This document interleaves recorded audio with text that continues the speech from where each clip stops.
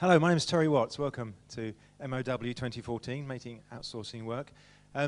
We're still expecting a few more people, but we said we start at 1:30, and it's just gone 1:30 now, so we're going to kick off. Thank you very much for coming, and you've already started the event, really, because as you will know, if you were here in December at our first event, then MOW is all about building a community of people in the outsourcing world. So you'll see there's a lot of opportunity for you to engage with the speakers, and over lunch and over coffee, and we build that into the agenda, and dinner this evening as well, for those of you who can stay, as part of the objective to build a community. It isn't all about running events, having discussions once a year and then not seeing each other again. We're aiming to try and build a community of people in the outsourcing sector, so you can share ideas, best practice, hear about the latest innovations and things that others have done across the sector in between events as well. And we'll be using LinkedIn and all sorts of digital media. All you're seeing the next 2 days will be recorded with bits that might contravene Chatham House rules removed. So you can say anything you like in this audience, and it will be cut out if you want it to be later on. And that will be available as video on the web after the event as well. So you do need to try and sign up to that. I'm the head of the steering committee for this event. The plea from the committee really is you need to engage with us. We want to know what you want to hear about at these events, what subjects would be of interest to you. Another event coming up in the autumn, 17th of November, if I've got the date right, Harry. And we'd like to know what you'd like to have on that agenda there, so we can start to prepare that now. And if you'd like to be a speaker on that, if you've got a case study on that idea, then that would be brilliant. We'd love to hear from you. So it's really your event. We're just facilitating the whole thing. There's been quite a few changes in the economy since we last met back in December. It only seems like yesterday sometimes when I was standing in front of a group of people in December near Blackfriars Bridge at Baker McKenzie, who gave us their facilities to run that event.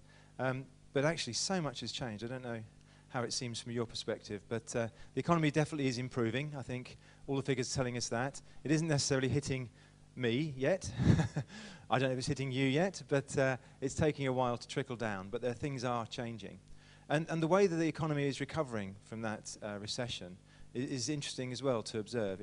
Interesting if it wasn't so important, I suppose, but it's quite interesting to watch. People seem to be much more measured now in the way that things are being developed, and risk is higher up the agenda than it ever was before, in my experience anyway. So much more careful and greater consideration being given to how people are going to grow. And the question that we're going to be looking at today as part of the outsourcing work is to say, has outsourcing moved on as well? There are a lot more players now coming on in the field. I was talking to someone over, it's Mike actually, if he's in the room. Yes, over a sandwich about how we're both building businesses looking at how you can outsource some of your sales and lead generation. And there's so many more options now. We both had ideas that the other hadn't thought of. So many more ways of doing that and building businesses these days. Has outsourcing accepted and grasped those different ways of doing things? And are there new models that we haven't thought about yet?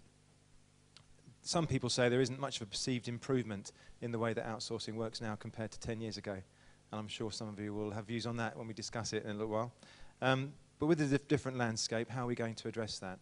So we're starting off with a debate on that to look at those issues and how has outsourcing progressed. And please do participate. Actually, I shouldn't need to ask that. Last time we were here, it was difficult to keep you quiet. So, but I'm sure you'll all come forward with your questions, and it'll be interesting to hear how that debate goes. And having had a debate amongst all of us, then our first speaker is going to come and tell us the answers. And not quite. He's going to come and give a perspective on it, and we've all got different perspectives on this route. But the key thing is, from theory to practice, having understood the different perspectives and how recovery is occurring, and the things that you can now do you couldn't do before, and how you're putting those things into practice. We'll move on then to look at the importance of location selection and how that may have changed as well since people started to look at that a few years ago before the recession, and the importance particularly of looking at cultural fit and the economics of working with other countries. And we've got some visitors from Scotland at the moment, still part of the UK, to come and tell us all about that. And looking at the other thing we're going to tackle is the difference between a global business service model versus the old shared service centre model, and how do those two things reflect on each other. And then looking forward to see how outsourcing will look in the next 10 years, trying to do some forward thinking, which is always a challenge as well. So we'll see how that looks from the perspective, looking forward rather than just coping with the here and now. And then for those of you joining us tomorrow as well, and there'll be more people have booked for tomorrow as well, we're focusing particularly on financial services. There's huge amounts of regulation being imposed on financial services as a result, partly of the recession and partly because it was being done anyway. And we'll see how they're coping with outsourcing. And that'll be a very interesting discussion to see where people are going there generally as they face new rules about governance, regulation, and dealing with customers. And at IBX, we're having the end of June. There's a big event for us, which is the Risk and Regulation in Financial Services event, which if any of you'd like to hear about, then we'll tell you more about that as well, which is focused specifically at the banking and financial services sectors and insurance to see how they're actually coping with it. It seems they're doing a lot of silo work and not much broad-based thinking. So if you wanted to come along to that, then you can find out about that information later on. And we're very pleased as well to have the outsourcing working group helping us today as well. That should be a really interesting debate at the end of the day. So a lot of debate, a lot of chance for questions, and lots of real first-hand experience being imparted today. So do get involved and do ask your questions. Two other things, or three other things really.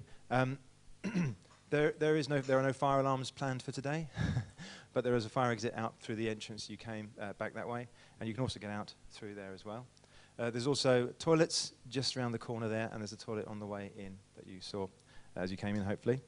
Also pleased to say Charles Allen, one of our business partners who makes suits, offering a prize draw. So if you'd like to leave your business card in the envelope, or the bowl, I think, on the table outside, and I think they make ladies' clothes as well as men's. Did we check that? I don't know, actually. I think they make ladies' clothes. They're a very high-class tailor. There's a £200 gift voucher for the winner of the prize draw, which will be announced at the end of the day tomorrow. And I've got it here, so I can't put my card in there now because I'm holding the voucher, but there you are. And that's it, I think. So do please make the most of the next 2 days. If you have any comments or questions or improvements and things, there will be sheets left on your chairs after the coffee break to say what you thought was good, what was bad, and what we can do next time to improve things. But don't hesitate to come and talk to any of us, Harry, myself, or John and Saf you saw at the front desk, to give us your views and your feedback. We'd really appreciate it from you. So have a good time. Thank you very much. And it's now over to Harry to kind of introduce the first debate.